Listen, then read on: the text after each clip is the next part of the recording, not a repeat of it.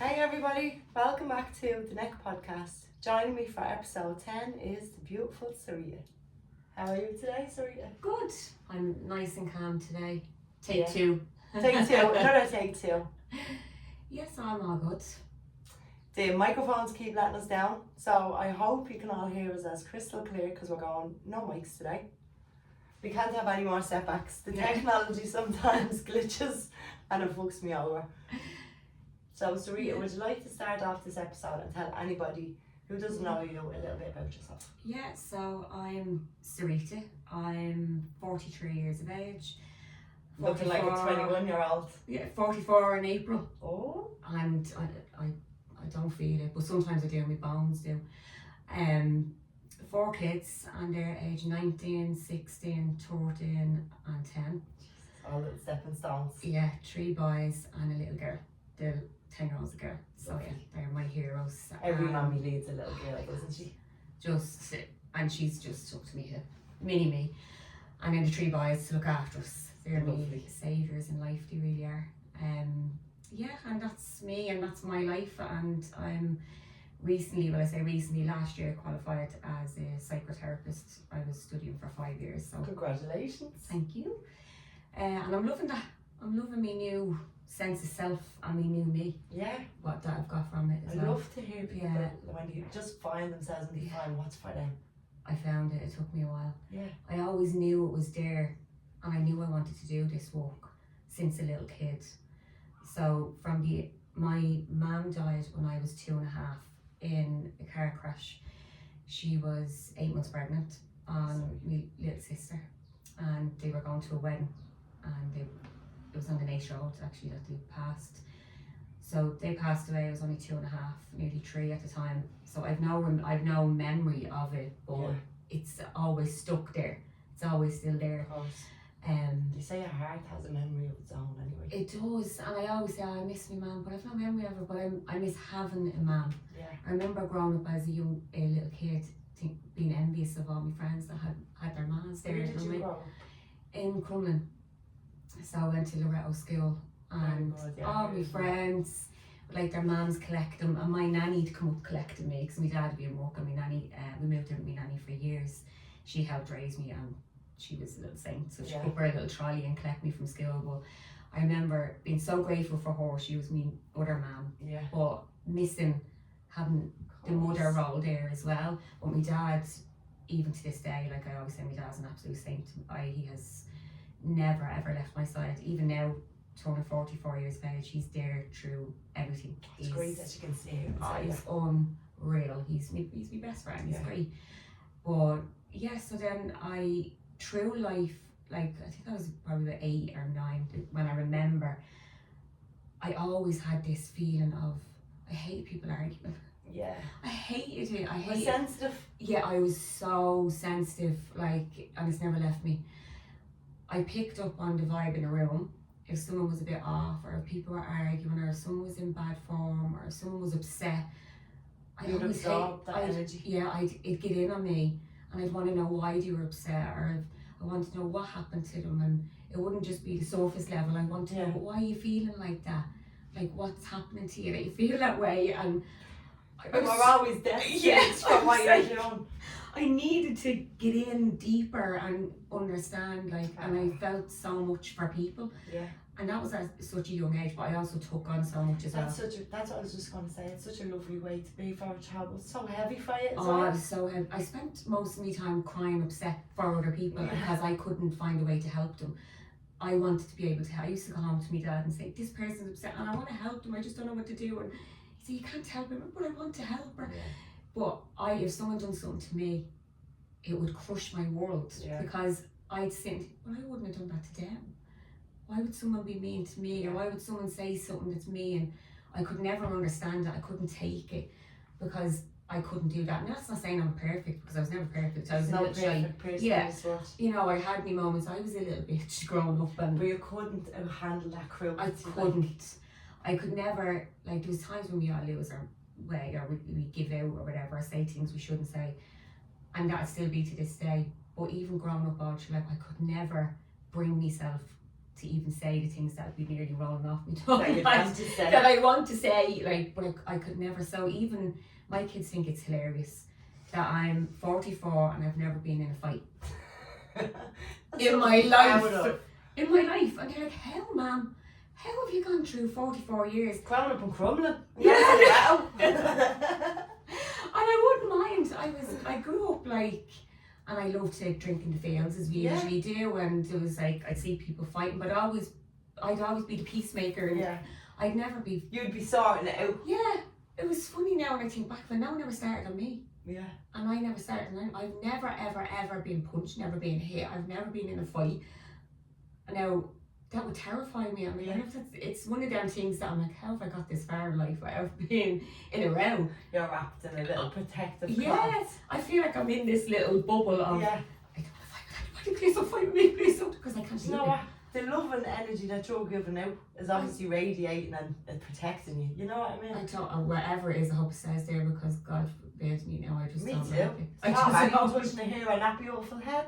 I couldn't cope, but like, I can't even. I can deal with giving out to me kids, and if I am in conflict with anyone, I'll say how I feel. Yeah. Like I'll tell them what you said actually really hurt me. You're there. strong enough to stand up for yourself. I'd say, and I could send you a podcast episode. I could sit and say it for ages. I could send you a long message and explain how it's made me feel, but I won't argue, and I won't get into name calling or.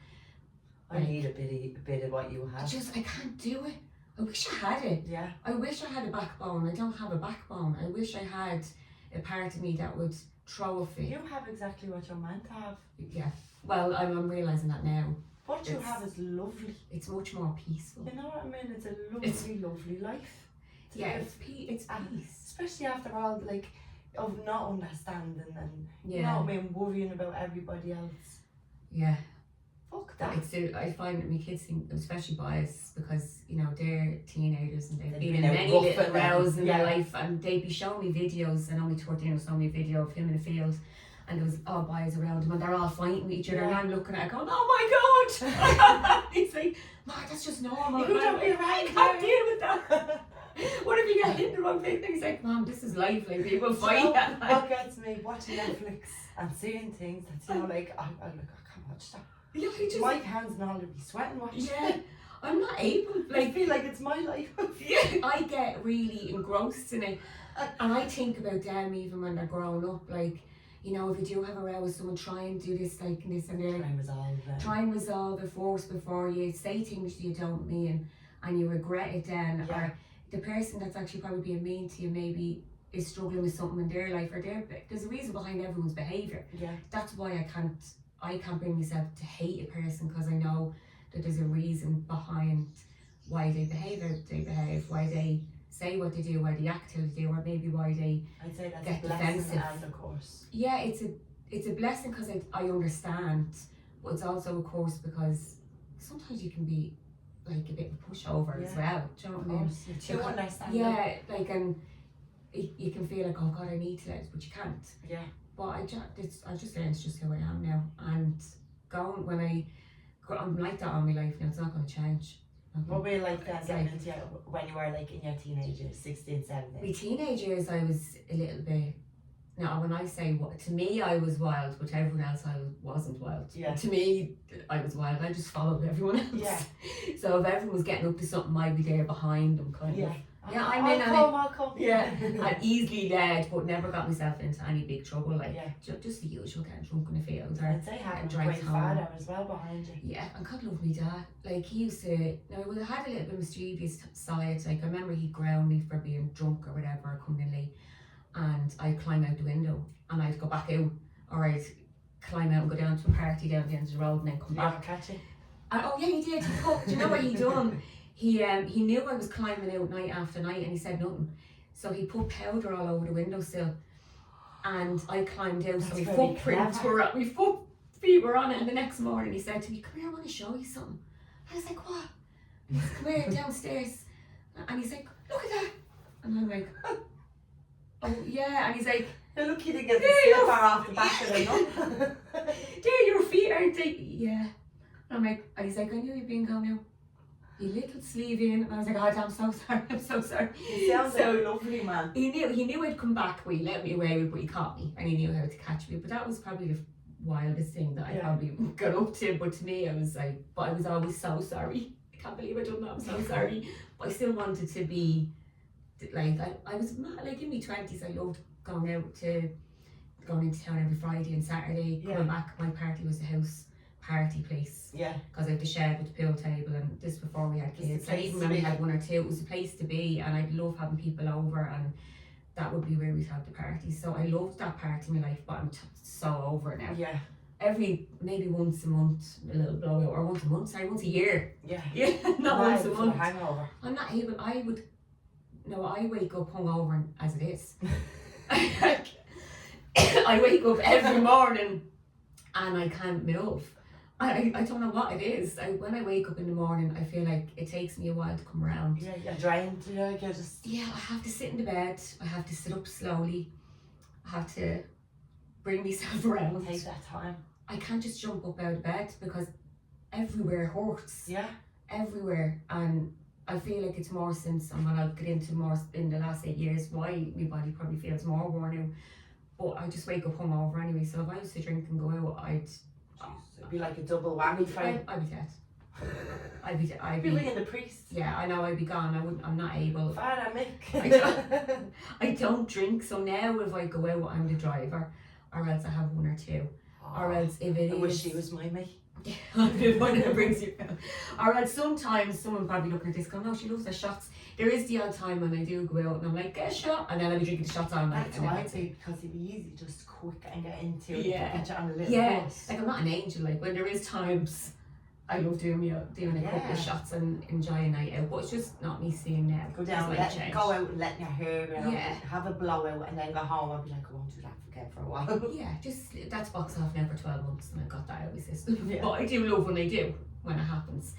But yes, that was me in my 20s, but before my 20s I was 14, so I was very young, and that would have been around my little wild time as well. Yeah. So I met Mark, which then ended up being my husband when I was only 14, and he was really calm and quiet. So young to find find love. Yeah, like 14 years of age, and we talked about getting married when we were 14, but like never knew that would actually happen. But we talked about how we'd love to be married and all that, and but 14 years of age, like now I look back, we thought we were so grown up. We were actually only babies, and we had our whole life planned out. But luckily it did plan out. You know, we did get what we wanted.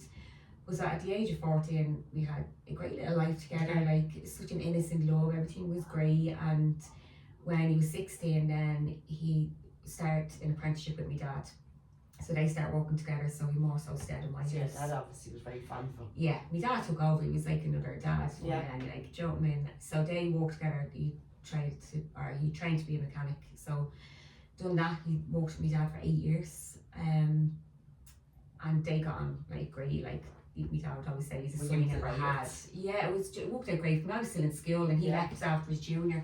So my dad had was like, that's like a son I never had. So it's great when your family can just accept who you love. And we were so young, like, do you know what I mean? And from 16 being able to go and do that, and like it was great. So he got his apprenticeship, and then when we were 21 we moved, was it 21 I'd say, 2021 we moved to Australia. Very good, it's brilliant. I never forget going into a travel agency and she gave us the world map and she was like, so where do you want to go? She like, pick 10 destinations where you want to stop off. So we stopped off at 5 on the way over and then 5 when we were on the way back. So we picked, like, where did we go on the way over? We've done America, like we done Singapore, Vegas, LA, Miami. Gorgeous. And then we went to Fiji, we went to Thailand, we went to Mauritius. Like we done everywhere, but we lived in Australia for 1.5 years and walked over there, and that was like just another world. Yeah, what was it like? It's just, I love the Australians. They're so calm. Is life more slower and laid back? Yeah, but it's just beautiful. Yeah, it's just a different way of life, but they're also very like us. Yeah. It's just you couldn't understand certain things. They love the Irish. I'd be leaving work. I was working in a salon over there, and I'd be leaving work, and I'd say, right, see, it's Thursday. You'd see it's Thursday. What's Thursday? Like, so like Thursday. They really count their TH. But they can't get our lingo sometimes. But I love the life, just coming home from work, we'd go to the beach, go for a walk on the beach, or we go here, go there. Just different options. Yeah, it's so lovely. There's so much to do. Now I wouldn't move my whole life there because my life is here.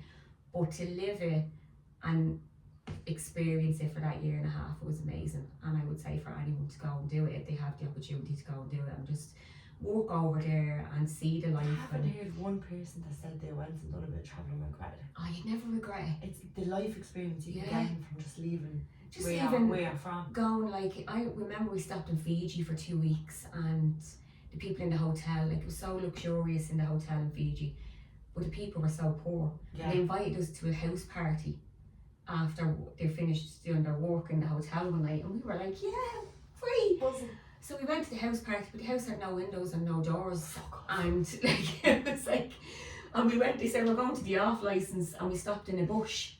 And we were like, okay, what do we do? So we walked through all these bushes that we had to kind of get through, and they were like, there's the off licence there, and it was just this steel shutter, and it was like something out of a horror movie. So you knock on the steel shutter, and they opened it, and it was just this head came over there. Like, we were like, and what they sold normal that was not, that cava drink, and then there was cans of stuff as well. So we got the drink, and we got back in the car. And probably were expecting to get glass jars of moonshine. There was no cocktails that we were having in the hotel and on the beach in Fiji. It was down to the slumps, like, and in the forest. But we went back to the party and we walked in. There was a big mat on the floor. There was loads of people sitting in a circle around the mat, and there was a big bowl of cava in the front. I think it's called cava or cova. It's a drink that they make. Yeah. So they passed around this cup, and everyone just drank out of it and passed it around. But we were sitting on the floor. There was no windows, no doors, and there was a mattress in the other room where they slept. But just the life that we were living, a luxurious life, traveling and going to like the likes of Mauritius and Fiji and seeing all them places and Bali and stuff. But it wasn't luxurious for them. They were living an awful life, like in poverty, and they were so happy. Yeah. But experiencing that is what I'm saying. It's what meant to be there. Yeah, the experience in it, and sitting there going, oh my god, this is just another world. Yeah, I'm sure when it's first walking, you're probably looking at it. What the fuck were we thinking? I was absolutely terrified. And when we went to Bali as well, then we had a major experience, and I've told the story a few times, but we landed in Bali. We were very young looking, and someone came over to us and said, look, we have to take your passports and your suitcases. We were like, why? So we just followed them, and they said, look, your visa's not up to date. And I said, look, I checked that, we don't need a visa as Irish people going into Bali. So they took us into a room, and we sat at a table like this, and so there was me and Mark sitting there, and a man in front of us with a big gun. Oh and God, so intimidating. Turned behind, and there was another fella at the door with a big gun. So we were sitting there going, what's wrong? And what did we do? So they ordered us to give them 600 each for us to get our passports back. And it was a scam. It's just how they live. Yeah. Bastards. But we were so naive and young. We thought, like, this is what they do, and but that's an experience that at the time it was terrifying, but now I can tell the story. But that was the experience of Bali. So it ruined Bali for me. Now I enjoyed Bali, but it's not as beautiful as I thought it was going to be. You just try to see it, try to take advantage of this. Yeah, Fiji now I thought it was stunning, and so we got to experience the world and experience all these beautiful places, and then live in Australia, which was great. So life was good and innocent. Was any of your kids conceived over there? No. All Irish babies. All Irish babies. The plan was get home and then have them. Yeah. So got home when we were 23, come home from Australia. And when you go home from living in Australia, you don't know where you are anymore. You're in limbo. Because you come home and you're like, or who am I? People get very down. Yeah, you come home and like, this is really dull here. And it's very quick going, and everything's fast paced, and no one knows what they're doing, and you're in limbo, and it's not as bright and cheerful. Yeah. So you come home and you need to plan something straight away, because you need to know what you're doing next. So the plan was, do the house. We were getting a double extension built on the house and doing the house up, and gonna start having the kids. So 6 months later, I was pregnant, and we had. Yeah. So that's Dean, and he's now. Didn't waste time. So yeah, it was 6 months later, yeah, so I had to do something. Come back from Australia like, oh my god, my life is like... A lot of people I know get very depressed when they You come do, back. you get very down, you get very like, it's just that limbo feeling of, my... Feeling like, where do I fit back in now? Yeah, What I do don't do fit in here now. Me life is so different, the world is so different, and how do I settle? So that got me back up then. It was like, right now this is something else to look forward to. I have my child. Back on a high. Back on a high again, was getting the extension built on the house, was doing the house up, we had our little boy, and then life moved on from that. So we knew from then I want another one every 3 years. That was the plan. So He's very brave. It was like, right, he's alright, he's really good. He was so quiet. So it was like, right, two years later, right, we planned another one. And then bang on 3 years later he was born. So got one out of nappies and then had another. Yeah. And it worked like that. It was like shifts. Yeah. Like, yeah. One was sore and then crashed down the next one arrived. I'd literally be ready to give birth to the next baby, and then I'd be like getting the other one out of nappies. So that's the way I have to. I loved having my babies. I loved it. And I always knew from losing my mum at a young age, I wanted to be a mummy. Yeah. And I wanted to be able to give the kids the love that I felt I missed. I didn't miss it because my dad gave me it, but I missed a mummy. Of course. So I wanted to be a mummy. And so 3 years later, then again, we had Ryan, and he's now 16. And then fast forward 3 years later, then we had Callum, and he's now 13. And then we got married. Yeah. We got married in the Ritz-Carlton in Paris Court. Very, very nice. And it's now called, I think it's just called Paris Court. They changed the name. Was it beautiful? Oh, beautiful. It was gorgeous. It's a gorgeous place. It's just stunning. We only viewed one place before it, didn't get a vibe, and then viewed that and was like, yeah, it's perfect. Straight away walked in and this is it. You feel it, don't you? Yeah. Now we were together 14, 15 years before he proposed. And the day he proposed, we were in London, and I threw up all day. I was so sick. Stop it. I remember. Was someone fighting with you? No. It's the only thing that made me sick. And physically sick. Yes. But I don't know what. I think it was like the shock of it or something for so long, and it was like, will you marry me? Oh my god, it took you 15 years to ask me this. But I knew it was going to happen. But we got engaged in London. We were actually over there for a friend's wedding that we met in Australia. So I was 32 getting married. So it was 31, 32. And so it was 2 years beforehand. Right. So we were engaged 2 years and then got married. But so go back again. So got married and then said, right, we're going to have the one more. And kind of planned for it to be a girl. Your own baby. But it was a bit after that, but I planned for it to be a girl. You know how they say you can do that? Yeah. But it worked. Happy for you. Do you know what I mean? We said, well, we'll try whenever they go by dates and do certain things. So that worked, and I ended up having a girl. No, I had another a fourth boy. Like, I love all my boys to bits, but it was just to round it off, and ended up being a girl. So now I was like, grand, now I'll have princess in the house. Yeah, me 3 boys and a girl. So life was like really good, and obviously like any life and any home, there was struggles and little arguments here and there, like anybody does. Life was never perfect, but it was good. Yeah. We were financially good. We had a good work ethic between the two of us. The kids were doing good. Mark was a manager in Toyota in Chapel Lizards. He was doing really good. Great job, He did a really good job, really good head and shoulders, really good at, like, if anything was going wrong, like, I knew I could sit back because he just sorted everything out. He was a fixer, and he did always have. That's such important. Yeah, always have a backup. Like, there was always something put aside. You knew if anything happened, he could take the wheel. Yeah, no, 100%. He was able to stand up and look after things. So life was really good. But I remember before we got married, he was working out and stuff. Now, he wasn't going to the gym. He was doing it in the shed because we had all the gym stuff in the shed. Yeah. He wasn't. I wouldn't say he wasn't a social person, but he didn't like. He only would like social if it was a family event. Yeah. He wasn't. He was kind of quiet until he got a drink in him. Yeah. He was a bit reserved.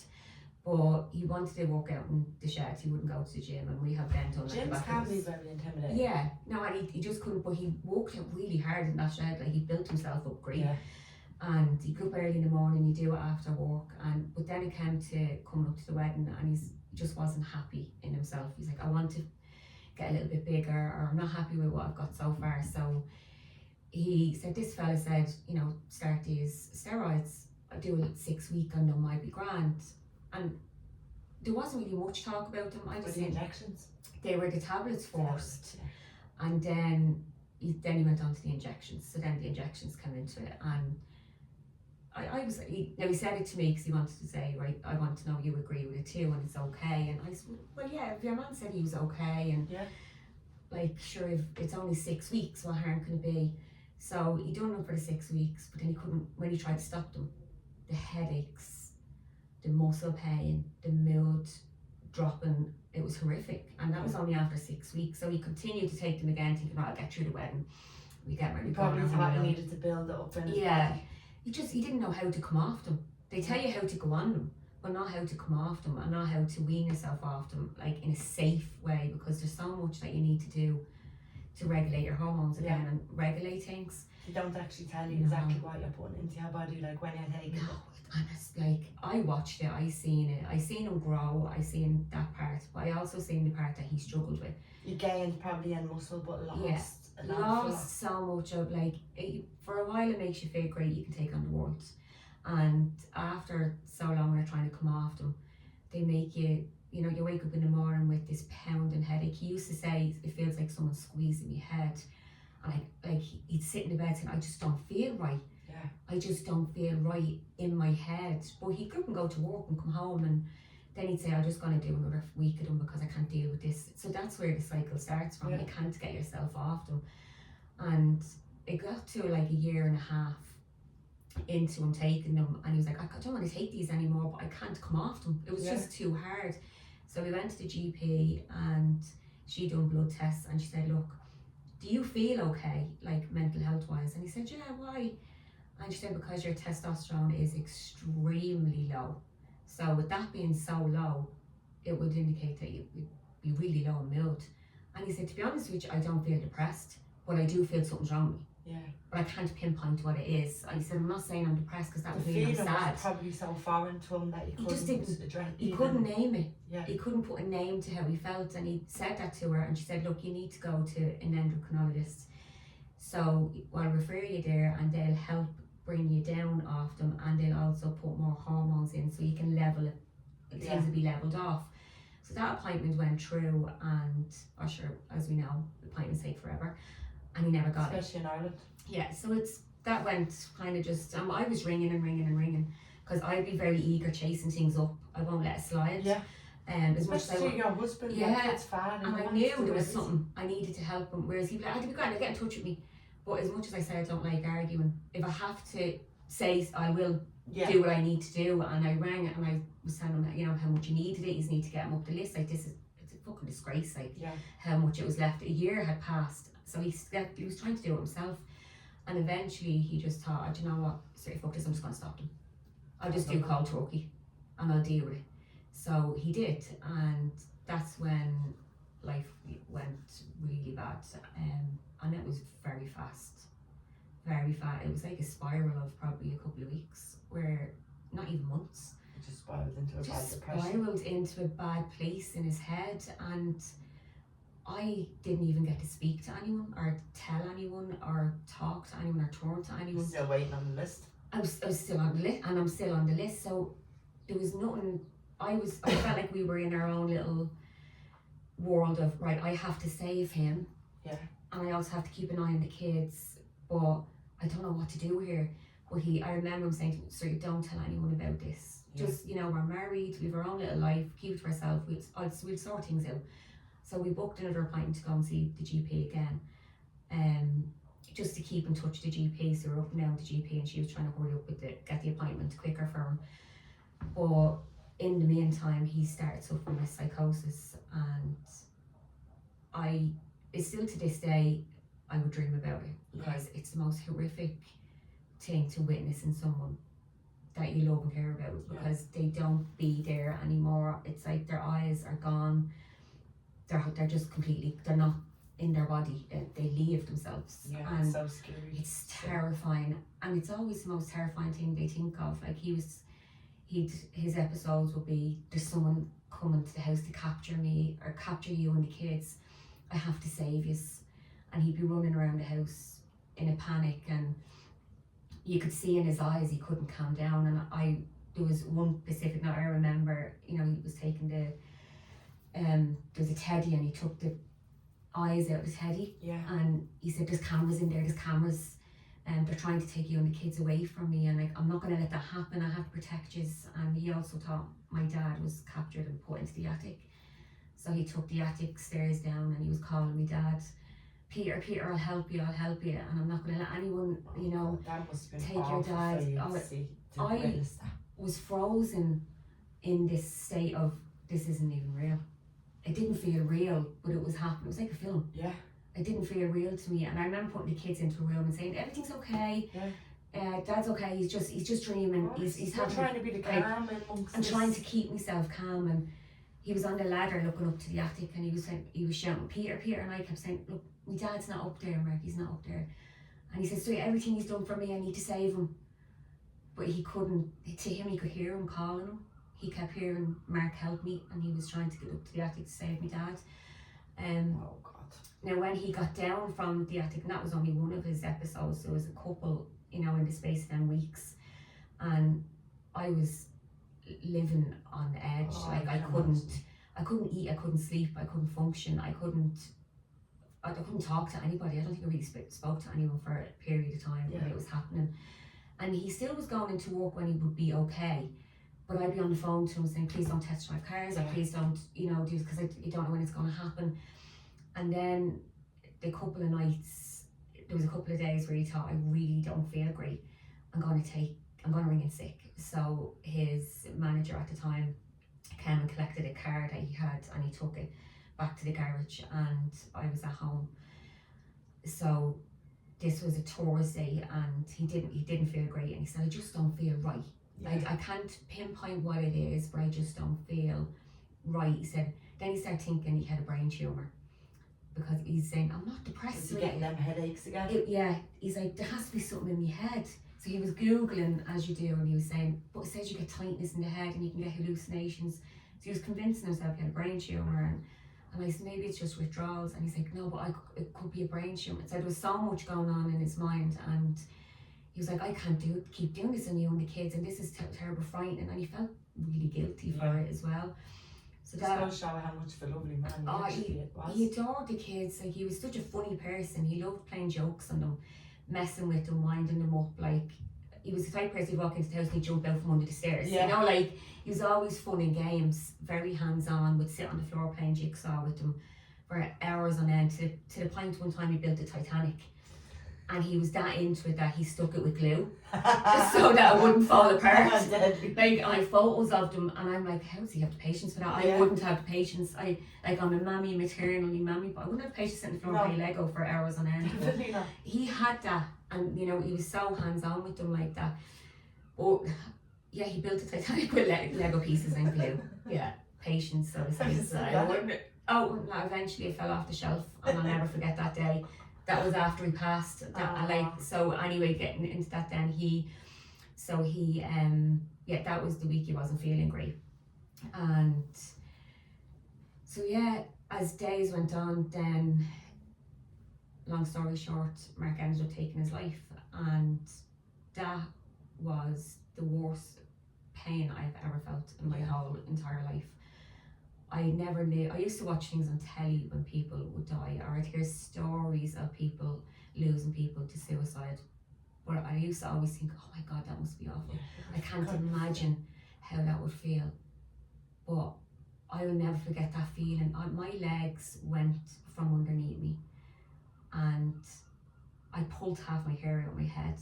I don't know what I was doing. I remember holding my head and pulling my hair and screaming on the ground in a ball, because it was the pain. It wasn't like my kids had, Can't see you since you're 14 years of age. I didn't even know who I was, but it was the shock of, no, he's not gone. I kept saying, he's not gone, he's not gone, he's not gone. And it was my kids, you know, that say walked in first. In your mind, you were fixing this. You were getting through this. This wasn't meant to happen. Like this wasn't in the plan.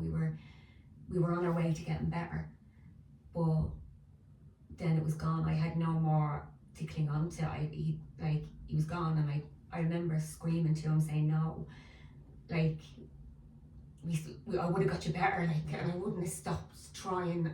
And I wasn't giving up on you. Like, why did you give up on yourself when I'd never given up on you? I just kept, and it's the one thing that stood out to me was the kids screams, their little voices, and my eldest saying, he's gone, he's gone, he's gone, he's gone, he's gone, dad's gone, dad's gone, dad's gone, dad's gone.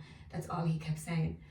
And his younger brother tried, like, they did see him, so his younger brother was trying to get him. Yeah.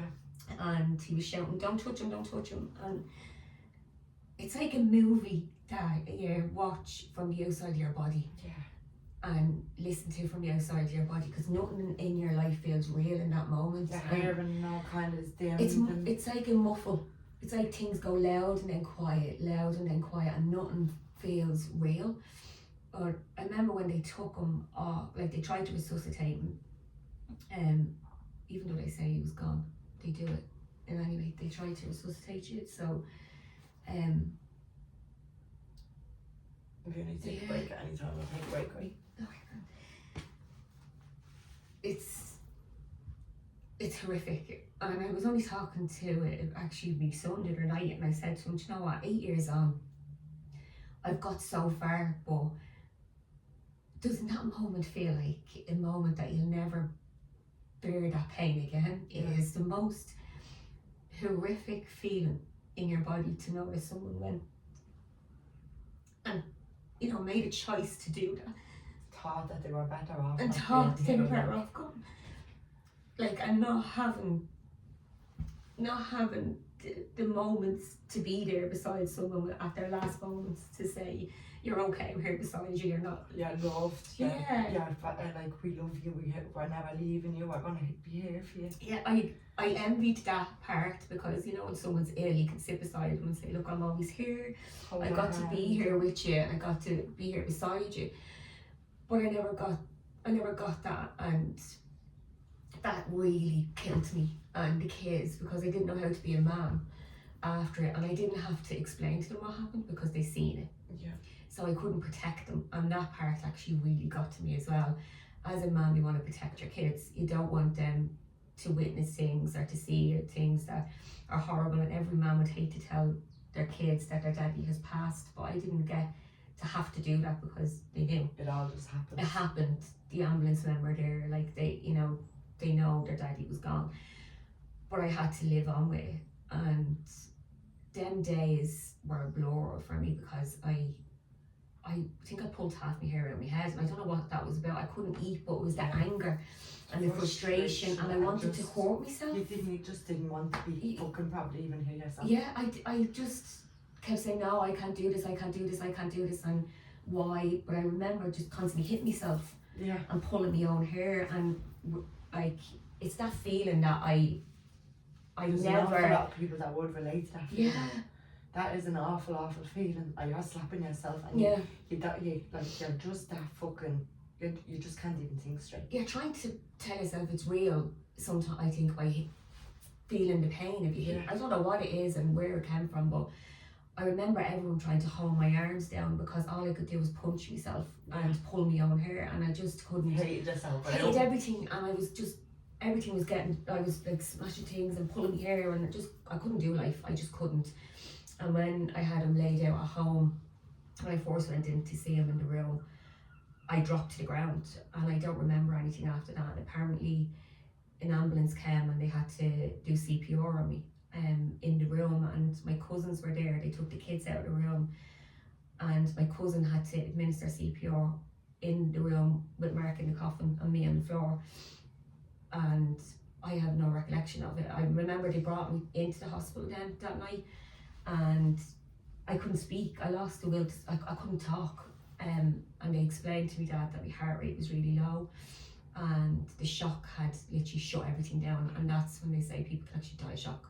Yeah. You can actually die, like it does happen. Tiny little size, all them feelings flushing all around. It was reality when I walked in and seen him laid out in the house then. It was like, right, this is real. And I screamed, but I remember screaming, and then I lost myself and I was gone. But it was my cousins and my dad and all telling me, Sarita, we thought you were gone on the ground, because we were all, like your cousin Melanie was resuscitating you, and Sarah was ringing the ambulance and telling them what to do. And it's sick about me. it just shows you how shock can actually shut your whole body down and your whole system. You just don't know. Yeah. Because your body doesn't know. It's trying to fight itself and it's trying to keep you alive, but there's too much to cope with. So it shuts down, thinking it's saving you from the pain. And I know that now. Yeah. Your body thinks, I'm shutting down because I'm going to save her from this pain. But it also can shut off everything you're breathing and everything that's happening at that moment. And that's how that can happen. Now that I'm more understanding, I know what happened to me, but back then I thought I'd never come back from it. I never thought I'd be okay. The days, months kind of after that, I don't really know how life went. I was a shell of myself. I just sat at the back garden. Had you got good support system? Oh, people were amazing. Like, friends set up a WhatsApp group and called it Helping Sarita, and they'd set up days to drop up dinner. Like, I'd get a curry left at the door if I didn't answer, or a bowl of stew, like a pot of stew. And like, people were so lovely. Friends just came out of the woodwork. And do you know what? Friends that were, you cry. No, you're so strong. Like, it's people that you know would be there were there, but people that you never thought would come forward actually were probably even more amazing. They just appeared, and they never, to this day, never people left you me. wouldn't even thought of. No, I've never ever left. And they'd take me kids out. They'd take me kids for a drive. They'd take them out. I just sit at the back garden. Oh, thank you. Seriously. Yeah, while I sat there. People don't realise like how much them little acts of kindness, like being there for someone in a low darkest times. No, because when someone says to you, tell me what you need. Yeah. Or reach out to me if you need me. And at that time, I didn't know what the hell I needed. I wanted to die. You didn't give a fuck when you needed Mark and you couldn't have him. Yeah, I wanted to be gone. I didn't want to be here. So everyone just kind of pulled together. Sorry, Sarita, I'm crying. You're telling. No, you're crying. You're sorry. I'm so used to telling it. It's tell us how well you're bringing me on the journey with you. I'm so grateful for them people, because they, without me asking, they set up their their WhatsApp group and left food at the door. They arranged times and days for someone to stay over in the house with me, because I couldn't sleep on my own. I was sleeping in the bed with the 4 kids, and they were waking up screaming in the middle of the night, because it was the middle of the night that their dad passed. Having night terrors, God love them. They kept waking up and they'd scream and they'd be shouting, Dad! And I was so distraught as well that I was trying to look after them while they were screaming.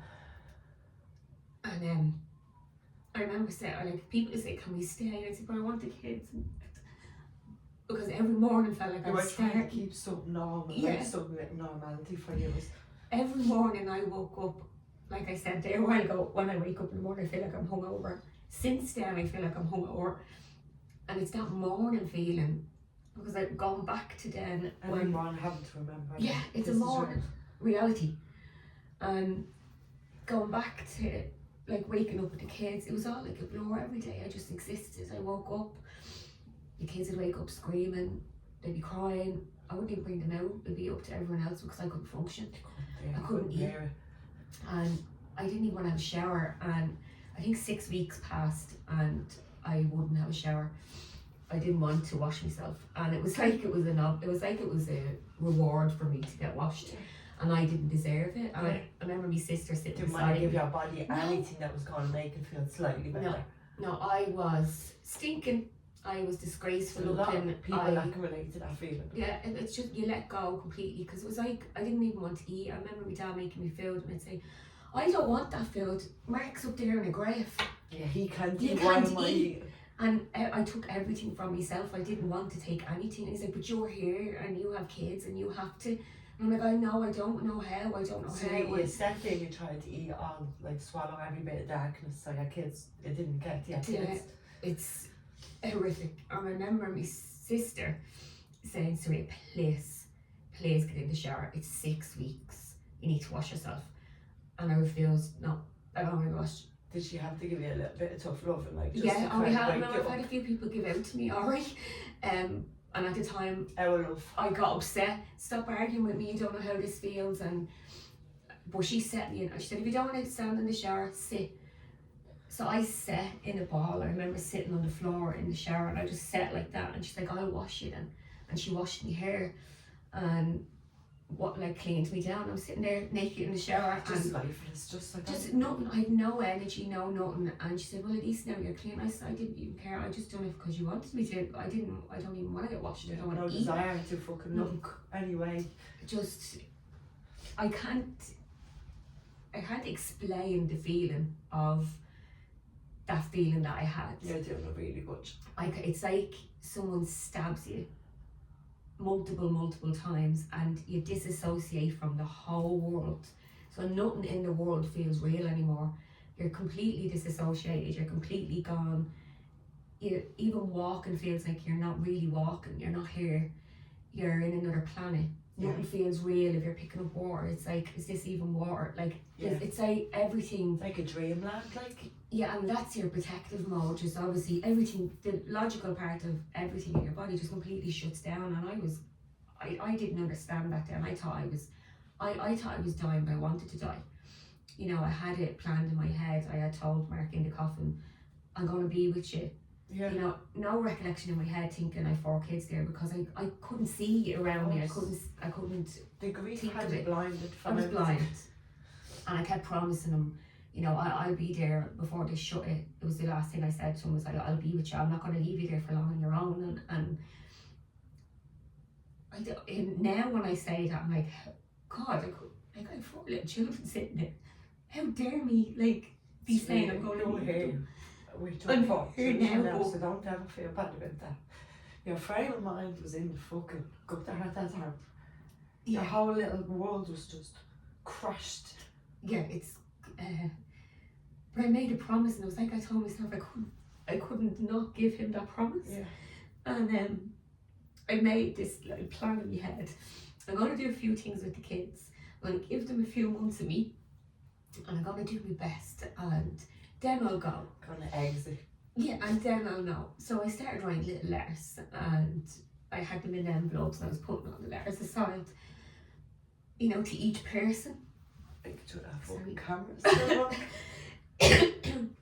So yeah, all my letters were going and time was going on, and I remember we went to Galway with my sister and all, and we had a lovely little weekend, but everyone thought I was great that weekend, but I felt great that weekend because to me this was the end of my pain. And You had a Yeah. game plan, but to me, I was, after this now, I'm going to, give you know, the best of me. I'm going to give you the best of me. Everyone's going to see the best of me here. And everyone thought it was great. DJ did really well this weekend, was lovely. But no, that weekend I just felt calm. Yeah. Because in my head, I didn't want to be here. This was it. I knew what I wanted to do. And it was the day, I think it was a day or two after New Year's, and the kids had gone out with a neighbour. My dad had taken 1 or 2 of them, and the kids were playing with a neighbour, and that was it. That was my time then, and I tried to do what I tried to do at the time, and my neighbour and my dad realised something was wrong, and my dad came in, and I just remember waking up in ICU in Tala, and I was in Tala Hospital, and my dad and my cousin and my sister and my uncle, I think he was there, and I just kept saying to him, I'm sorry, but I just don't want to be here. Yeah. Like, I am sorry, but please, I want to die. Yeah. You shouldn't have like disturbed me when you was there. Yeah. Kind of thing. Were you a bit annoyed with them? I was annoyed at my dad when he showed up, and I just said to him, Dad, I just want to die. Like, just let it go. Like back then, Street, you would have been looking at them thinking, you are fucking this up, but really, they were saving you. It's for your me. babies. He took the chance away from me to take my pain away, so I was good. And then I spent probably 2-3 months in hospital at the time, and I didn't see the kids for the first 3 weeks because they couldn't see me. I wasn't great looking. They couldn't come up to me. But after the couple of weeks I was there, Did you just not want to see them to see you like that? I didn't want them to see I had certain things on me that I didn't want them to witness, and I wasn't in the right frame of mind, and I was in a certain ward, and so you're protecting them once again from all. I didn't want them to have to witness, and then I started hating myself. Then I thought, oh my God, what have I done? The guilt. I do want to be here. I want to be a mum. I have to step up. Something has to happen. It was like something clicked in me. No, sorry, I can't bring Mark back, and if I'm gone ruining their life, no, you have to do it. And I just got I got a kick in me that I had to get. So that needed to happen for me, and eventually when they started coming up to see me, and I remember them first coming in for a hug. I knew that hug that day. I was like, no, I am glad I'm here. Yeah. I'm so thinking myself, so sorry for thinking they were better off without me. And they had no recollection at the time how bad it was. Now they do, but at the time they didn't. And their little faces coming up to me. You're such an amazing mommy, like. You're the salt of the earth. You're being through so fucking much. Still here to tell the tale. I'm so proud of you. Yeah. Imagine how all them friends in the whole WhatsApp group feel. The They one were all there, rooting for you. they kept me alive, them girls. Yeah. Honestly, men, there was And your cousins, dad. men and my dad, and like family. Your sister made you into the shower. My sister giving me a shower, making me get washed, so it wasn't stinking my whole life. But yeah, so from then on, you know, I will say there was a couple of times where I felt didn't want to be here, but I felt life was just too heavy, and I was in and out of the hospital, but probably for a week here, there, and kind of just in to get a boost, get myself back together. But I knew I want to be here. I don't, you know, I'm not. I don't want to get to that extent again. I didn't want to get to that stage where I knew I wasn't coping. So I think then in 2019, and Mark passed in 2017, and 2019 was the year I kind of came back a bit. Yeah.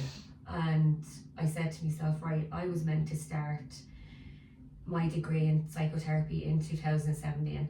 Mark was the one that pushed me to do it. He always said, oh, you're the agony aunt and you're the mother Teresa, so you might as well get paid for it. So I was like, well, I wouldn't have the pots, I wouldn't have the money to do that in 5 years of a degree. I don't have the brains. Keep denying yourself. Yeah, but he was like, do it. So I had a book for the September of the year he passed, and then that went out the window. Obviously, I never thought I'd do it again. So 2019, I went back into the college and I went for the interview again, and I said to him, look, I'm ready now. I want to do it. But then after a couple of months, I was like, oh God, I don't think I'm ready now. I know. Telling yourself. Yeah, I was like, I don't think so. I said, I think I need to do something else first. Yeah. So I packed the kids' bags, packed my bags, and we went to Puerto Rico for 2 months in the summer. Lovely.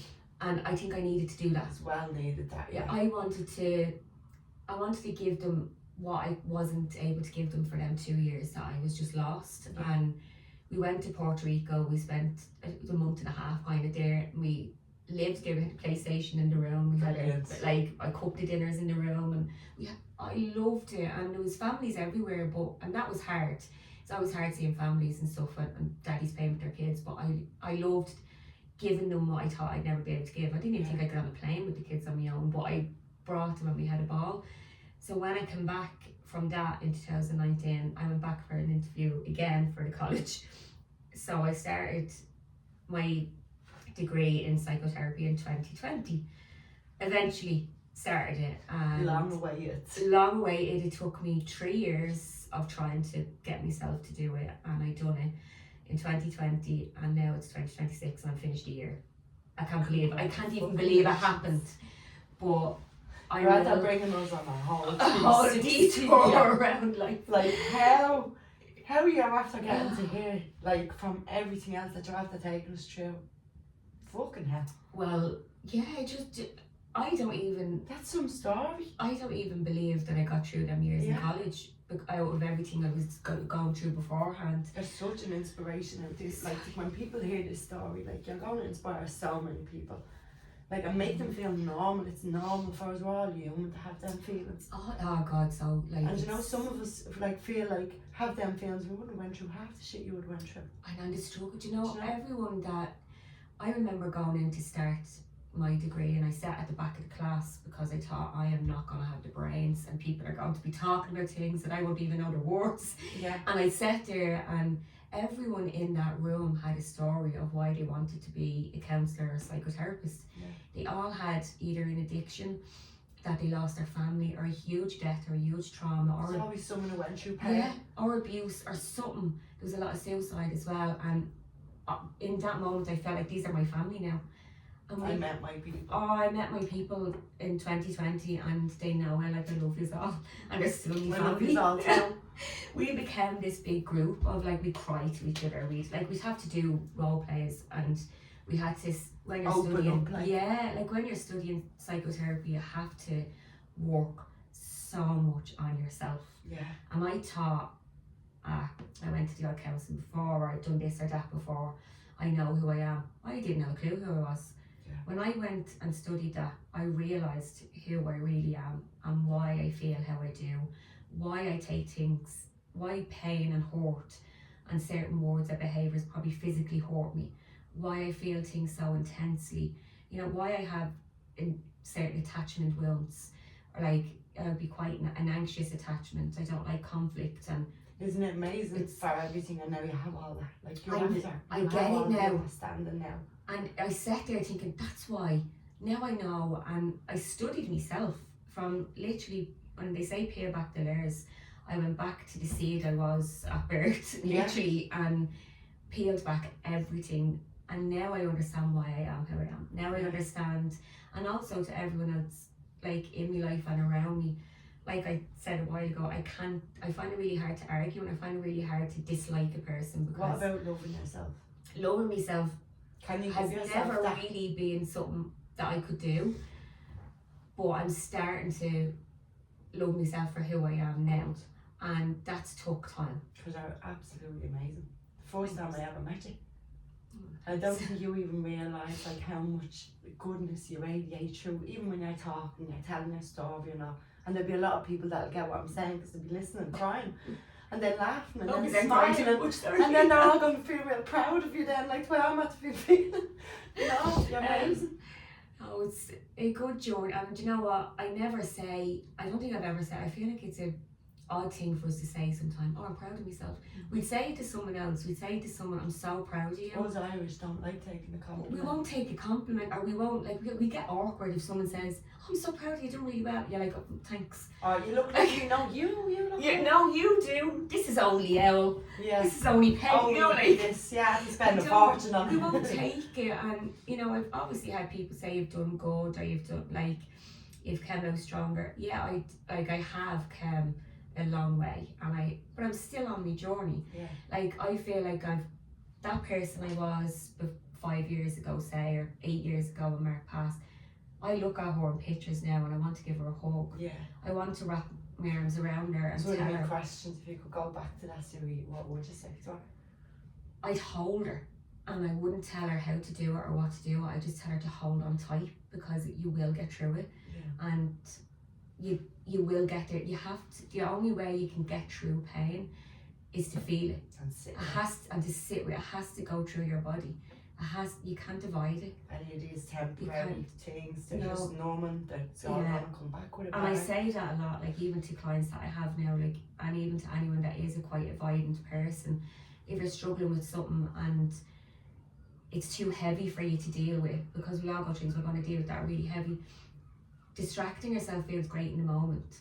Whether it's, you know, it's going out with friends or doing something, these are good things, going to the gym, but when it's overly done Yeah. as a distraction and you're not actually naming the feeling that you're feeling, it stays there.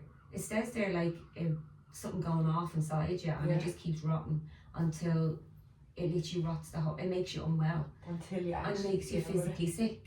Like, my health went downhill, like, you know, physical health, not just emotional, because your physical health gets so sick.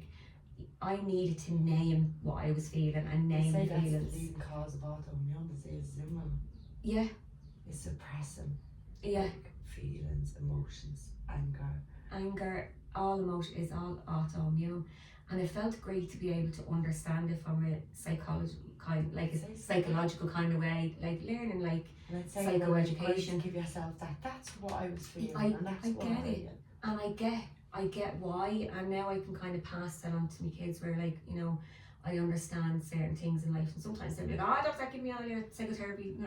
Yeah. But I'm still a ma. I can still tell them, I have to say, them 5 years learned me so much that it was tough. Yeah. Like, there was times I wanted to throw the laptop out the window. I never realised it was going to be so intense. Yeah. I suffered burnout, and I ended up sick in hospital 2 or 3 times, and it was because I was unwell, but then I was told it was complete burnout. It was hard digging deep. Yeah. And learning about myself. It was hard being a mommy of 4 kids, and it was hard studying what I was studying, and having to actually face it, because you have to go to so many therapy sessions. You have to do assignments on yourself. Yeah. You have to sit in a room and hear things and study the brain, study neuroscience, study neurobiology, like, and it's so interesting. But you're also learning about yourself, not just other people. Yeah. And it's really helped me attune to me and attune to people around me, and that's a huge thing that I've took from it. But it also has a weight. The weight that it carries is when you understand so much, and when you understand, like, you know, people are behaving in a certain way, you can understand, so you don't want to argue, and you can say, right, I understand why this person behaves this way. You know, they have their traumas, their abandonment issues, their rejection, you know, their own inner critic. I get it. Yeah. But it can make it hard to argue, and I can't dislike a person.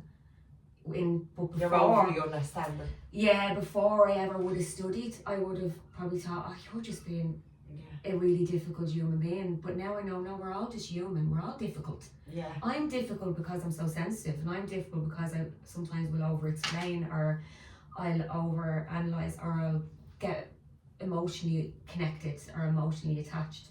And I like that. I like to sit down, sort things out, communicate, and everyone be friends. But life doesn't work like that all the time. That's a nice difficulty. You could take that. I wish life worked like that, but I get frustrated when it doesn't, and I can't cope with that, and I want things to be okay. Now, of course, I give out, and I can be quite annoying. Like I said, none of us are perfect, but that's my trait. Yeah. And it's not always a good trait to have, but sometimes it is a good trait to have. But even like with understanding like the likes of mental health and all, like my son is 19, and he went down, when his dad passed, he was always a quiet child, and he was 11. He was 11. Yeah. Is that Dean? Dean, the eldest, yeah. So he was 11 at the time. So he went really quiet, very into himself, very quiet. He was always a quiet child anyway. Yeah. But Ryan was young. Ryan was 7, and Ryan was hysterical every single night. And the other 2 were just really like unaware, but crying every now and again. Yeah. So they all changed in different ways. Then Ryan got really strong in himself. You know, he's very into going to the gym, keeping fit. He's very into eating well and looking after himself and swim. Like, he's very into all that. So his mindset's in a good place now. You know, he's aware of that, look after himself, like. And but Dean, I think, put his life on hold to step up and be what he thought he needed to be. And it happens so much in families that one parent dies, the eldest always feels like they have to step up, and he felt like he had to protect. And even if they don't feel it, it naturally happens. And it just happens. That pressure on them. They don't even, like, he'd just say to me now, like, I didn't mean to, but I didn't want to leave you alone. I had to always be here. Mind his little brother, his little and sister. Just be there. He needed to be the one that was there, because there was no man in the house. Yeah. And that, I think now that he's 19, it's hard for him to get his life back. Yeah. And he suffers really, really bad with depression, and you know, really, really bad with anxiety, and he's really aware of it, and he really talk about it, but he finds it hard to sometimes just do the simplest thing, like go out. Mixed. You know, just no, very hard. And He's great. He's so down to earth. Such a kind, warm and loving, understanding. Yeah. I won't say child, he'll kill me. I'm an adult, I'm 19. Man. These are all my kids. I always still call them my kids. But he's very aware of it, and he was linked in with camps when he was under 18, and you know, they were very good. They actually were very good when they looked after him and had him in for appointments, and they had him in the Hub, which was a place that's for emergency mental health for kids. So there was a time when he was totally disassociated from the world, and he wasn't eating, he wasn't sleeping. He was sleeping during the day, awake at night, so there was no social interaction for him. Had himself in a little rut. He was in a rut of life, and he doesn't remember doing this, but he took about 10, 11 sleeping tablets, and he fell in his bedroom and banged his head, and he's no memory of that. He said, "Mum, I don't even know why I done it. I don't know why, but it was just an impulse." He said, "I just wanted to feel numb. I was sick of feeling how I felt. I just wanted to feel something." You just wanted to know. It's not even that he wanted to die. He say to me now, it's not that I wanted to be gone. He's like, "I have a family, I have yous. I don't want to leave yous. I don't know why. I wanted to just be gone for a while." Even his understanding of how he felt. He's very aware now. He would have been. Even have them words. He gets it from his mom. Yeah, he knows how to talk, but not to everyone, but to me. Yeah. But he was only 15 then when that. Now he's 19 now, and he went into camps and spent 2 months in camps in Cherry Orchard, and they were really good. And it's a real calm environment, really settling, lovely. Now he's 19 and he's back out and he's in the adult mental health service, and I find that really hard because he's still my child, but he's also an adult. Yeah. So I want to talk, but he also wants to talk, but I am his next of kin, and I want to. It's a very hard. Yeah. It's a huge shift from being in child mental health to adult mental health. It just goes from one extreme to another, where you're thrown in the deep end, and if you don't turn up for one appointment, you're the adults' mental health, like he'll have to chase everything. Yeah, they chase you if you're a kid. Make the phone calls, make the appointments, and just all you had to do was turn. Yeah, and all you had to do is. Whereas with adult mental health, there's so many people that are trying to get in. If he missed an appointment, got a letter saying he was dismissed, and then I had to go back to the doctor and get him back in again. Back to start. So you're back to start again. So like, I think from, you know, every child now, I think when we grew up to when they're grown up, life is so different now, because it is social media, and it's the demands on kids, like to look a certain way, to be a certain way, to act a certain way. There's so much pressure on them to fit in, and I see it with all my kids, like, and in fairness, for everything we've gone through in the last 8.5 years, like it'll be 9 years this June, they've all come a huge way, and their life is building up. Yeah. Good, you know, we're getting on, but Dean's depression is really, really hard for him, and we do see a light, and I keep telling him there is a light there, and we do see a light, and we will get him there, and I know what it's like to feel how he feels, but there's hope for everyone.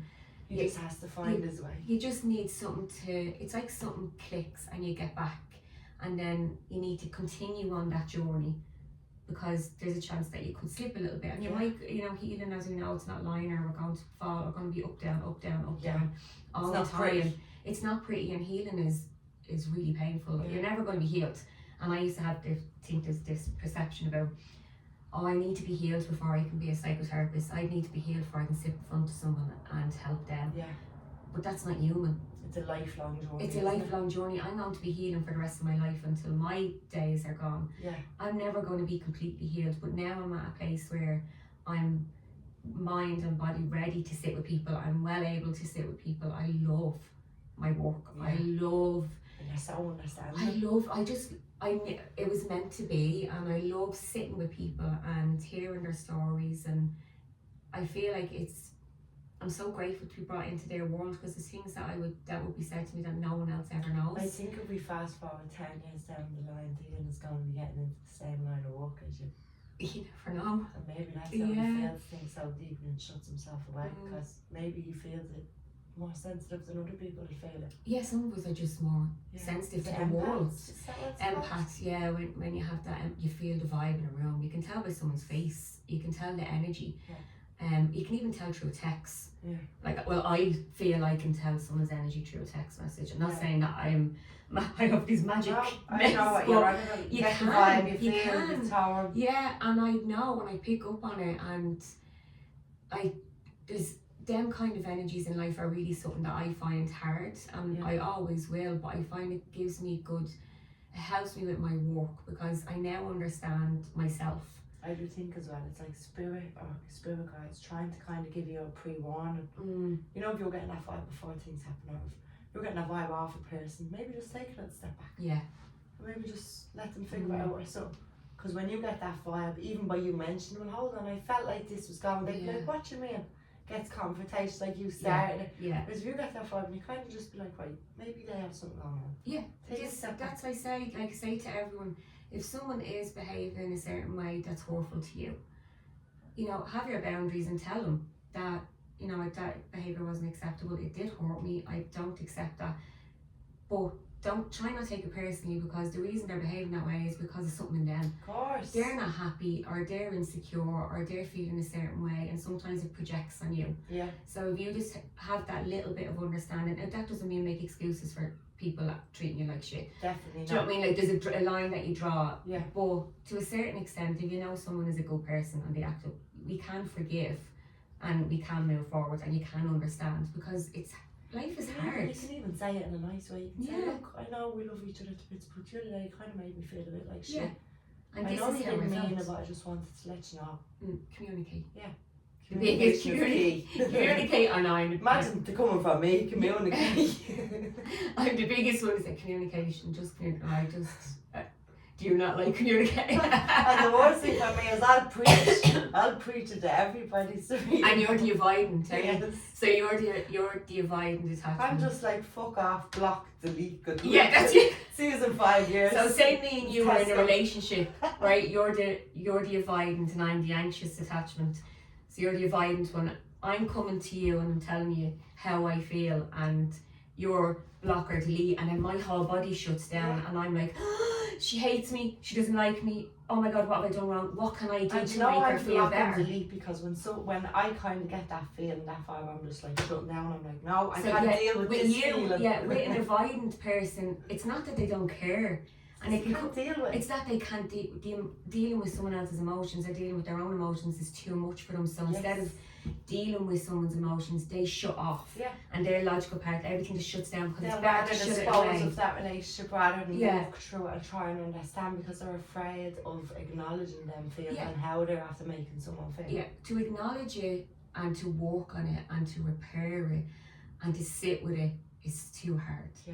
And it's hard for everyone, but for someone with avoidant attachment, it's hard. But then the person like myself, which would be quite an anxious attachment, I want to make it better for them. Yeah. So it's like I'm kneeling in and you would be kneeling back. Yeah. So You I'm trying to help you, and I'm like, oh my god, I'm so anxious, why aren't you talking to me, and I want to fix this, I want to help you, and you're like, oh my god, I can't deal with the emotion. So we're like this. Yeah. Running away. And like, well, and it's everyone's running away from their own feelings. yeah, and it is, everyone's trying to protect, where we all have this protection, but we deal with it in a different way. Like, it's not necessarily about you, that person, it's your fucking self. and that's it. Like, I know you have emotions. You're not emotionless. Yeah. Do you know what I mean? It's not that you wouldn't care, but you, to save you and to protect yourself, you'd shut down. Do you know, And Sarita, that's I'd okay. be afraid to kind of delve into something too much, because I'd be afraid I'm going to wallow in it or stick Yeah. and get down in it. Mm. Because I have that ability to kind of get deep into something. Yeah. And then I find it very hard to get out of it. You Yeah. know what I mean? Yeah. So I kind of linger in that moment, Yeah. in that emotion. You'd Right, stay so- in it instead of dealing with the emotion. You let it me sit. battles. I'm like, right, well, do you know what, if that's worth investing in and sorting that, I'm going to sit and I'm going to walk and I'm Yeah. going to sort it.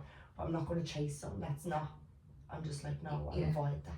Yeah. It's not healthy, Well, but it's it's my way of coping. They say avoidance is protection. Yeah, it's like me shield. It's a shield. Avoidance protects you from reality.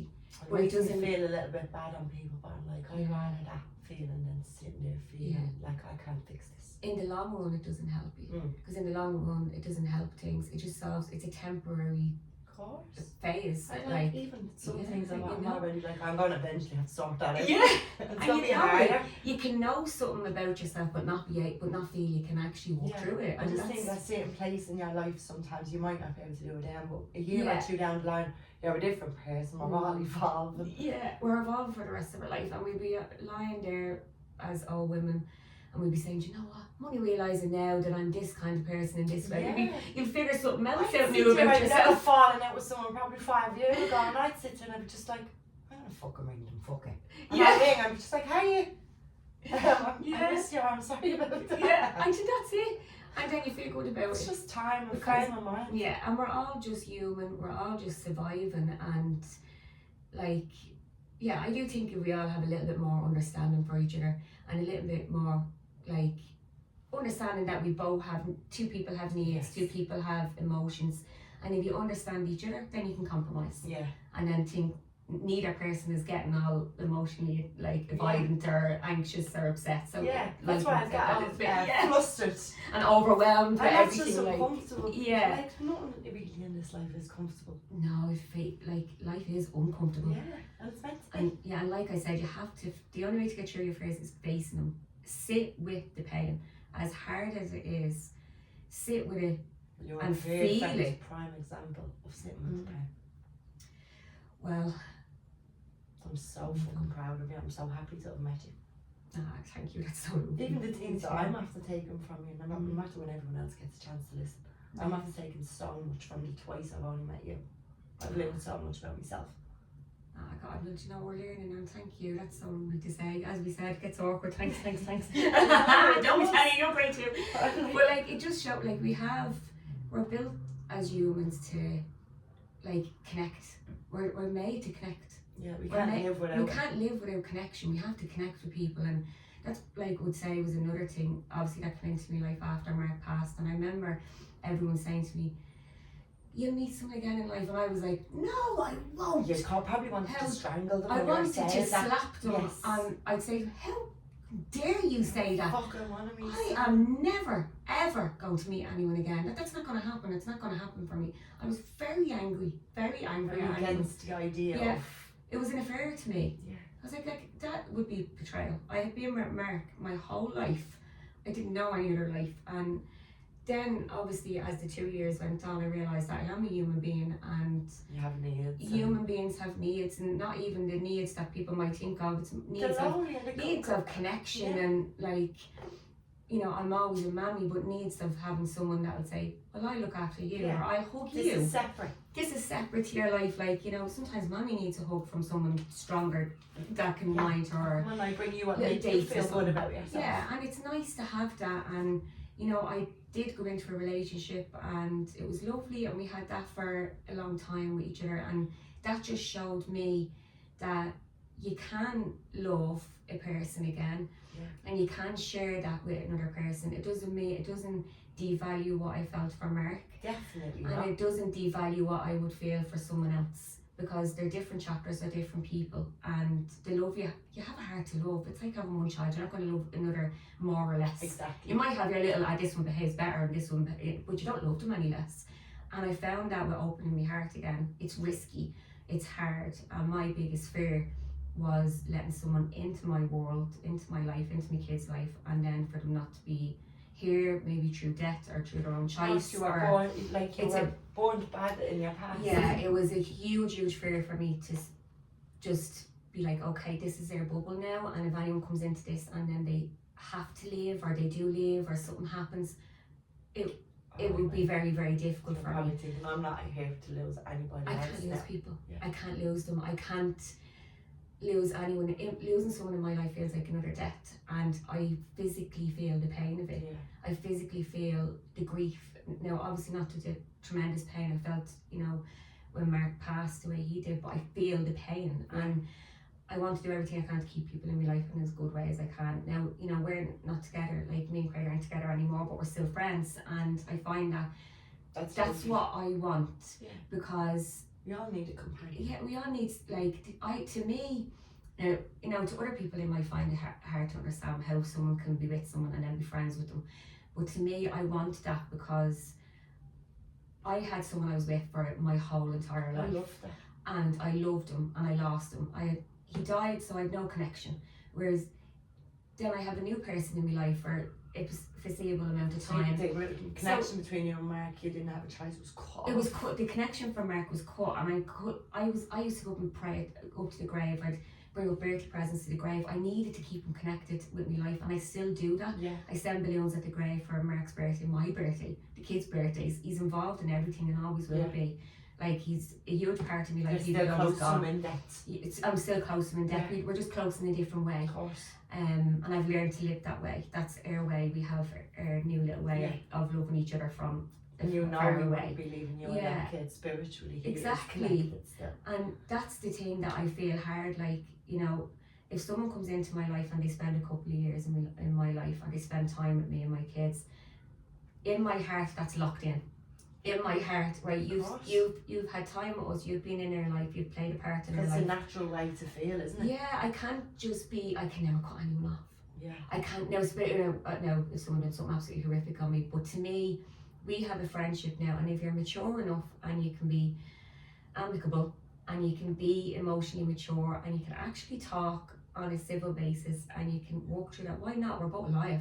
Yeah, exactly. Do you know what I mean? Like, Mark both died. still care about each other. Yeah, you can care about someone, but, you know, support each other in a different way in life, and that's life. Life happens. Not everyone is like meant the great to friends, last. obviously, taken years in your life where you really needed them, and he Definitely. was amazing. Yeah, too. and now, like, things happen in your life for a reason, and not everything it looks like a good reason. Obviously, when someone dies, but things do happen, and people come into your life for a reason, and I think every reason is a lesson and a blessing. And I don't mean a lesson in a bad way, but it learns you something. More. Yeah, it learns you something about yourself. Yeah. It might learn them something about themselves. And to me, like, I've only had one relationship, that was with Mark, and then obviously then I spent time in a new relationship after that for a while, and now I'm like, right, they were the only two experiences for me. One died, the other one's still alive. I will talk to him. Of course. And I'm not going to that's very mature. And that's because he's alive and well, walking this earth. He's a decent human yeah, being, yeah. Why would you cut him I off? don't want to do that. Yeah. And, like, no matter how strange that might be for some people that can block, delete and remove someone from their life, I can't. I think it's hopeful for people. And if that I think... I don't think like everyone would see that as a negative. I think that gives hope for people going through divorces, for people going through, like, you can be friends. I love when I see, and I witnessed something recently, I seen a couple that had been married for years, had kids, they both went their separate ways, they both became really good friends, they both have a new partner, and they met up and they mingled the kids, like, their life. It was like a movie of, like, they were the best of friends. Yeah. But they were meant to be when they were meant to be. It was just so lovely to see, and it just showed, like, we're all changing all the time. And I think society puts so much pressure on what the perfect or what the family should look like, and nothing is perfect. And it makes us all, like, kind of look inwards and judge it when we go on holidays, and if you're with your kids, say for instance you thought it was so intimidating the first time, and look how well you got on. 2 months travelling on your own with your kids. Yeah, and even recently, like, I went to Thailand a couple of months ago with the kids. I've seen your pictures. That was, and everyone kept saying, you're going to Thailand on your own with 4 children. I'm like, fair play. Yeah, I don't give a shit. Now, when I've got brave. brave, to show how strong a woman you are. I've got too brave to the fact that I'm like, I will do anything. Imagine they tell me I have your passport to kids in case there's not a fucking chance. No, but honestly, I feel at a point in my life where, like, I still feel things intensely. I still cry a lot, and I'm very emotionally attuned. But I feel like there's nothing that I can't do, because I face the worst pain, I face the worst fear. You're like, hit me with it, come on. So I'm like, no, I'm going to do everything now. Yeah.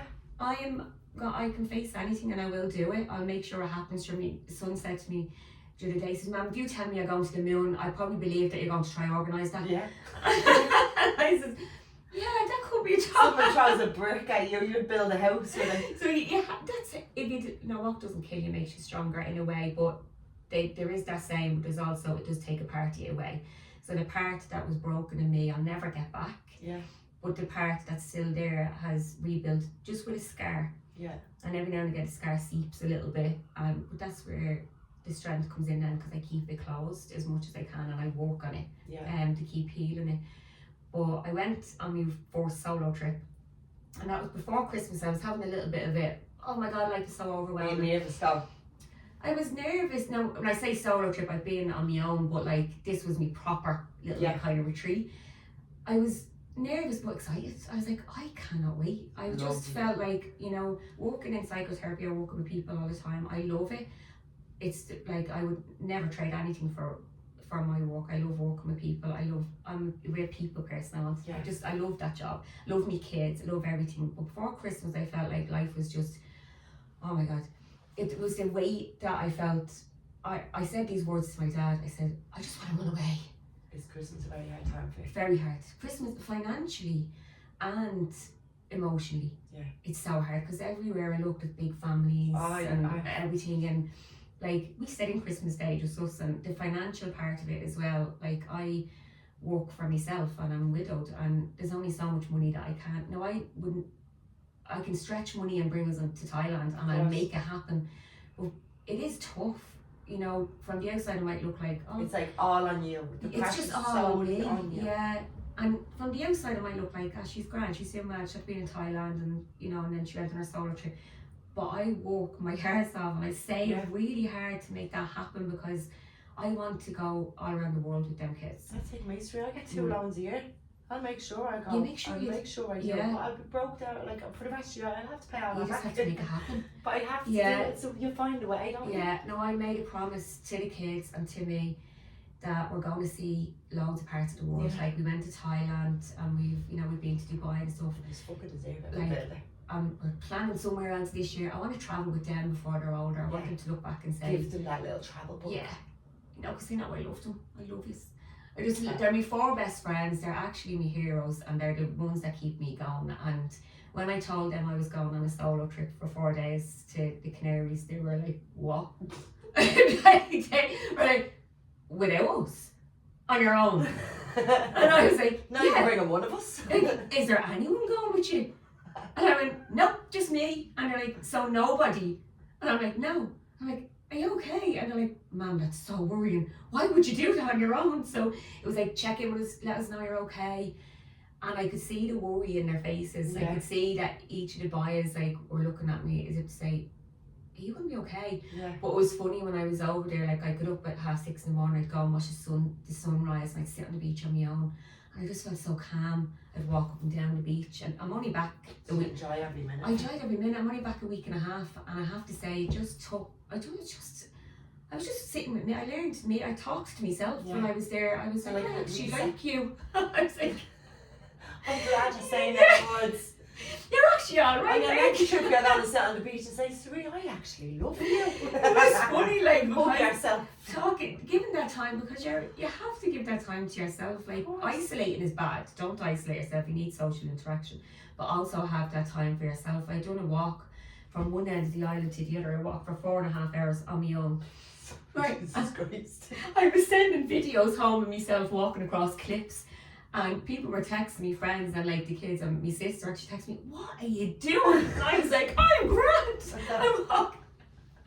I'm finding me. I'm walking across this cliff and I'm binding the end of the cliff and I'm grand. I'm having the best time ever. Of my lifetime." I was setting up the camera, taking a little picture of myself, and I was like, "This is so sad." I missed the finding all them things. You were really finding yourself. I really found yourself without your kids. I mean, we know Sarita the mammy, we know Sarita the psychotherapist, but you have to like Sarita the woman. Yeah, and that's the part. Like I always feel like I'm a mammy. That's number 1. Yeah, like that's my main priority as a mammy, and number 2 is obviously my family and friends and my work. That's all really important to me. But I don't take enough time out really when it's doing little stuff for myself. So that was my force at starting now. And this is going to be the biggest adventure you've ever gone. I'm going to do it next year again. Lovely. I definitely, and my dad was laughing when he collected me from the airport. I think I need something. I says, I'm going to do that again next year. And he said, I thought you wanted to just knock it off your bucket list. I says, no, it's a yearly thing now. I have to. I've got a taste. I want to get a taste for it. I know where I'm going next year and all. And I'm at the picking it and everything. I'm all planned. But then I have loads of little trips and holidays planned for me and the kids throughout the year. And I'm actually going to Disney this weekend with my daughter. My friend's gone more daughters. Yeah. But you know, it's hard for me because I'm only bringing one. Yeah. Because usually we go usually the boys come and all together, whereas this is just a little trip for Amy, because I brought the boys to London and Arsenal matches, and we went to Lapland when she was very young. My Mark had just passed as well, but she didn't get to do them, so I'm like, right, I'm going to give her a little trip just for little bond with a friend of mine and her little one as well. So that, and their boys are grand about that, so I'll bring them off for a little lads weekend with their mum. They'd probably be delighted to get rid of us. Still be grand, still have a free house for a while. All around the house. So I said to them last night, I says, we'll go on a little boys trip. Well, we say boys trip, but Mammy's there. Yeah. My ma's coming. They don't mind that, it's great though. Yeah, like, I love that with them. It's very hard to get teenagers want to spend time with their ma's. They went to cinema with me as well. And great. Like, my other son's going to come do the recovery just room to show how with me. much of a great job you're actually doing. It's so hard. My daughter's 15 and she's a girl, and that's so hard for her to even want to be with me. Yeah, it's hard. They get to that where it's hard to get them to get in, like to be with you, but then she's adoring you. Yeah. And needing you, and it's just hormones at that age really tough, especially for girls. I think girls go through it worse than boys when it comes to hormones. Hormones rampant. Whereas, like, I always even say to the boys, like, do you want to do something with me? Why wouldn't we want to do that with you? Yeah. But I have this perception they're biased, they don't want to be with their ma, and they're like, no, we'll always want to do that with you. I'm like, oh great. I think boys don't live apparently. No. Especially nowadays in Ireland. I dread the day that they grow up more and they do live and they have partners and they go and put a cabin out your back. There is one already, so there's one ready and waiting just in case. But like, no, I don't. Extension on the front. I find it hard I want them to go off and live their life and, you know, do what they need to do and travel, or, you know, live their life to their best potential, and like, always come back for Christmas. I know they're adventurous. Like Callum always says he'd love to live abroad, so I'd say eventually he would, and Ryan wants to travel. Amy and Dean aren't they're into travel but not moving abroad, so like they're all different personalities and gonna go their own ways. Yeah, and that's where like I look back and go, it's scary, isn't it? It's so scary. Yeah, it's so scary. I don't want that part of life to happen. No, I have one that I look at and I think, I can't wait till you get married to somebody and move out, and then you know, and I'm like, I hope she never does. It's not easy, like. And then you'd sit on your own and be like, then the grandkids probably, and so life is never gone. Like my dad says to me, look, it doesn't stop. You're 44 and I'm still coming up to doing things with the kids. Yeah. And in fairness to my dad, like, he is like a second father to them. He like, if I ring him, Dad, can you collect them? Can you do this? Like, I don't have a huge family. But he is our support. He is my support. Like, I have family and a lovely family, but I don't have a huge family that's around me all the time. Yeah. It's very much just me and the kids and my dad, like, will help and stuff. Like, my in-laws are lovely and I love them, and my family are great and I love them, but like, my little bubble is just me. Yeah. It's just me, just my kids, and then my dad checking in and helping and doing what he does, like, which is great. So it's nice to have a small little bubble. So moral of the story is your life can really fall apart, and probably multiple times, and eventually you will pick yourself back up. It might never be the same again, but you will pick yourself back up and you learn a lot. You've kept getting back up. The resilience. I'll probably fall down and have to get back up again. Yeah. It's a continuation of life, isn't it? I'll probably be crying. And this is why it's important to talk out loud about these things, because if we can actually speak out loud as women, as mothers, and men as well, we can all relate to each other. And then we can take something from someone else and be like, well, look, she's had to go through this, or he's had to go through that. If he can do it, I'll try to do it, you know. Just inspire each other. You can. That's why I love deep conversations, and I love when people don't just, you know, it's not just always surface level, because then you don't really know someone. No. But we all have that inner part of us that really wants someone to know who you really are. Like, definitely. When you're in work, people in work know you as a different person to your family. Yeah. You might have two best friends, one will know you different to the other. Yeah. Because everyone sees a different side to you, because they bring a different side to you, and your kids, when you're more than one kids, they all get a different version. They all get a different version of you, because we are different versions in ourselves, and we give people what we think that they need. So like, if I think someone might need more warmth, I'd be more warm. If I think someone needs more encouragement, I'd be more. Or someone might think that I'm mad because maybe they have a different wider side. So it's who you are. So it is important to show people who you really are, and just be who you need to be, because there's many different personalities in all of us, I think. Definitely. To every especially person in our life. as life goes on, Yeah. you have to kind of be a different person. You do. Yeah. Depending on what you're going through at that time, depending on what the battle is. Yeah. Because there's What battle constant you're battles, facing isn't in there? that. Yeah, constantly, over and over and over again. Life is a battle. Well, you've won your battlefield. God knows what the next one is going to be, Sarita, but I hope 2026 just brings you happiness. Yeah, me too. You and your children. You're amazing. Thank you so much. And thank you so much. Is there anything else you'd like to tell anyone?